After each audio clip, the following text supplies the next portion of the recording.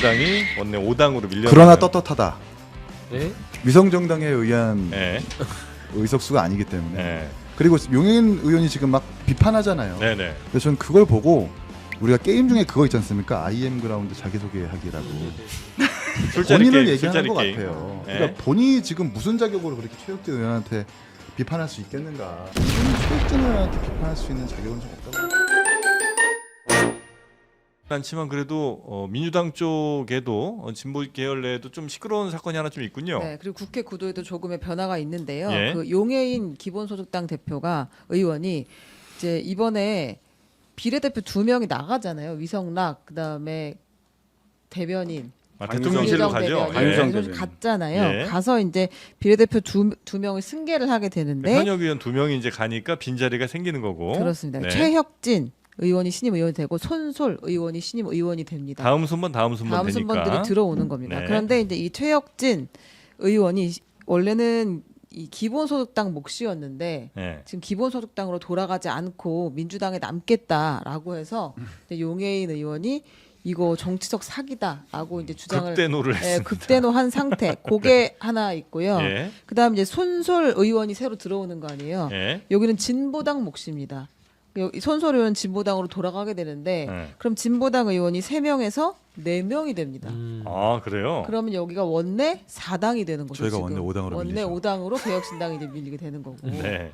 그렇게 이제 구도의 변화가 아. 조금 생깁니다. 원내 4, 5당이 바뀌고 4, 5당이 바뀌는 건 아니고 같이 4당이었다가 한 당이 이제 올라가는 그렇죠. 거죠. 그렇죠. 네. 네. 그래서 개혁신당이 원내 5당으로 밀려. 그러나 떳떳하다.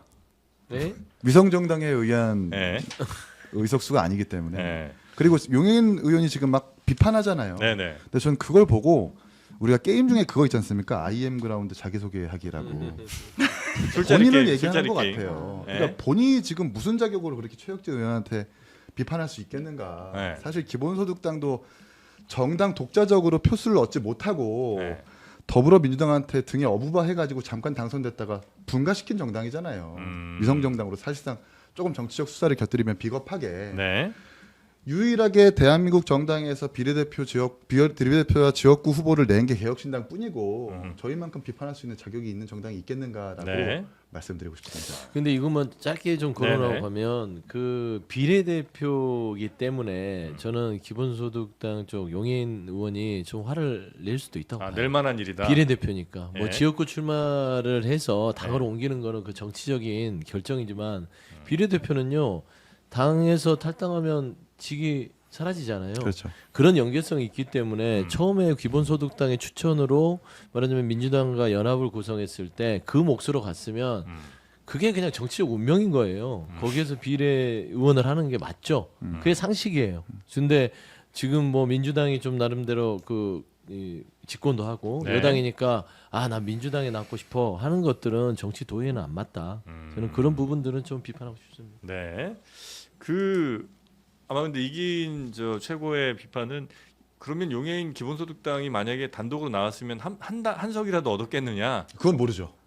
그 얘기 아니셨어요? 그건 모르는데 그건 모르는 일인데. 근데 본인이 이제 도전조차 하지 않았으니까 네. 시도조차 하지 않고 그냥 지역구 후보 안 내고 더불어 시민당인가요? 네. 이렇게 올라탔다가 기본소득당 아니, 올라탄 전체 당네 민주연합이 네. 올라탔다가 당선된 이후에 다시 기본소득당으로 분가시킨 것이기 때문에 예. 이분이 최혁진 의원한테 비판할 수 있는 자격은 좀 없다고 봅니다. 이 부분은 의미가 있어요. 우리가 준연동형 비례제라는 기상천외한 방법으로 21대 총선을 치렀을 때 용해인 의원이 올라탄 거 아닙니까? 조정훈 의원도 올라탔고 정치가 많이 혼탁해졌죠. 22대 때는 안 한다고 했잖아요. 이재명 대통령이. 그래놓고 또 바꿔가지고 또 이런 사달을 만든 겁니다. 그것부터 바꿔주세요. 그 국민의힘이 그때 만들어 버리니까 우리도 뭘? 안 할 수가 없었죠. 뭘? 비례 그 위성 정당 또 만들었잖아요. 국민의힘은 원래 한다고 그랬죠? 법을 바꾸면 되는 거였잖아요. 네. 그래서 여러 가지 의견을 제시를 했지 않습니까? 뭐 중대선거구 얘기도 있었고 뭐 여러 가지 얘기를 했는데 그냥 다 뒤엎고 그냥 우리 그냥 갈래 해서 가니까 이러니까 그 다음에는 이거 꼭 권력을 많이 갖고 계시니까 네. 선거법부터 바꾸는 게 요거 바꾸는 거에 대해서는 국민의힘도 찬성을 할 가능성이 높으신 무조건 거죠? 바꿔야죠. 네. 뭐 하는 짓이에요? 이거 바꿉니다. 음. 네, 바꾸기로 했고요. 그러니까 이번 총선, 그러니까 다음 돌아오는 총선부터는 이 모습을 안 봐도 되겠군요. 안 볼 겁니다. 네. 네. 알겠습니다. 민주당 비례대표 의원들이 대통령실에 합류하면서 다음 순번이 의원직을 승계받게 됐습니다. 그런데 이 과정에서 잡음이 나고 있습니다. 무슨 일인지 하예빈 기자입니다. 22대 총선 당시 민주당은 비례대표 공천을 위해 위성정당 더불어민주연합을 만들었습니다. 후보는 기본소득당 등 군소정당의 연합이었던 새진보연합과 함께 정했습니다. 모두 14명이 당선됐고 군소정당 추천 몫의 당선자들은 각자 원래 소속 당으로 돌아갔습니다. 용해인 기본소득당 대표가 이렇게 비례대표 의원이 된 사례입니다. 그런데 새 정부 출범 이후 민주당 목 강유정, 미성락 의원이 대통령실에 가면서 진보당 추천 손솔 후보자, 기본소득당 추천 최혁진 후보자가 의원직을 승계하게 됐고 당적을 놓고 갈등이 불거졌습니다. 최혁진 후보자가 자신은 낙선 이후 민주당에 남아 일해왔다며 기본소득당으로 돌아가지 않겠다는 뜻을 밝힌 겁니다. 더불어민주당에서 주도적인 역할들을 하는 것에 대해서 사실 암묵적 양해가 있었던 것이고 당당 간의 기본사회를 위한 협력에도 오히려 저해가 될 것이다. 최 후보자는 실제 민주연구원 부원장, 이재명 선대위 정책본부 소속으로 일해왔습니다. 하지만 용해인 기본소득당 대표는 최 후보자가 추천받으며 한 약속을 어겼다고 비판했습니다. 당선 후 모두 새진보연합의 국회의원으로 당당히 복귀할 것을 약속한다. 그러면서 최 후보자에 대한 기본소득당 추천을 철회하니 최 후보자를 제명하라고 민주당에 요구했습니다. 비례대표 의원직을 더 얻기 위한 위성정당의 문제가 드러났다는 지적이 나오는 가운데 민주당은 기본소득당의 요청에 대해 논의하고 있다고 했습니다. JTBC 하혜빈입니다. 제21대 대통령 선거에서 8.34%를 얻은 이준석 개혁신당 의원. 선거운동 기간 사용한 선거 비용을 한 푼도 받지 못합니다. 선관위는 득표율 10% 이상은 선거 비용 절반을, 15% 이상은 전액 보전해주죠. 이재명 대통령과 국민의힘 김문수 후보는 선거 비용 제한액 588억 5천여만 원 내에서 선거 때 사용한 비용 100%를 돌려받습니다. 이준석 의원과 개혁신당은 이번 선거 과정에서 수십억 원을 사용한 것으로 알려졌는데요. 그 1당, 2당 같은 경우는 대략 한 500억 정도를 운영을 한다면 저희는 그 10분의 1 정도로 50억. 득표율 두 자릿수대를 기록했다면 절반은 받을 수 있었을 텐데 오롯이 당이 부담하게 됐습니다. 개혁신당이 빚더미에 오르지 않겠냐는 관측이 나오지만 당 관계자는 이미 후원금으로 충당했다고 주장했습니다. 참고로 이준석 의원은 지난해 반값 선거법을 발의했었는데요. 10% 이상 득표 시 선거비 50% 보전하는 걸 70%로 높이고 5%를 넘으면 선거비 50%를 보전하자는 내용입니다. 만일 이 법이 통과됐다면 대선이 끝나고 선거비 절반은 받을 수 있었겠지만 현재 상임위에 계류 중입니다. 정당에게 선거비 보전이 중요한 이유 가운데 하나는 다음 선거용입니다. 15%를 넘어서 전액이 보존된다면 다음 지방선거 때 당이 선거 자금이 상당히 좀 여유로운 그런 상태에서 선거를 맞이할 수 있는 그런 지점들이 있기 때문에 얘기를 합니다. 결국 개혁신당 입장에선 이번 대선에서 한 푼도 돌려받지 못하게 돼 주머니 사정이 넉넉지 않은 상태에서 내년 지방선거를 준비하게 됐는데요. 그런데 선거 자금을 넘어 더 큰 위기를 맞이했습니다.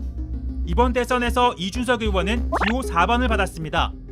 원내 의석 순서에 따라 민주당, 국민의힘, 조국혁신당에 이어 네 번째였죠. 그런데 내년 지방선거에서는 개혁신당 기호가 뒤로 밀릴 가능성이 큽니다. 이재명 대통령이 대변인으로 발탁한 강유정 의원이 비례대표 의원직을 사퇴하면서 다음 순번이 의원직을 승계하게 되는데요.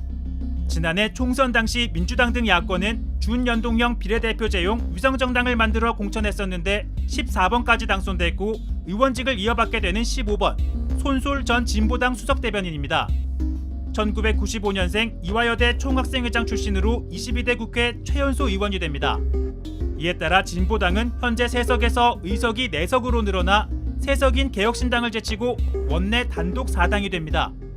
당장 어제 대통령과의 오찬에서 여야 대표는 통상 관례에 따라 천하람 개혁신당 대표 권한대행에 이어 김재현 진보당 상임대표가 모두 발언을 했지만 개혁신당과 이준석 후보를 지지하신 많은 국민들의 뜻도 잘 경청해 주시고 국정에 적절하게 반영해 주시기를 부탁드리겠습니다.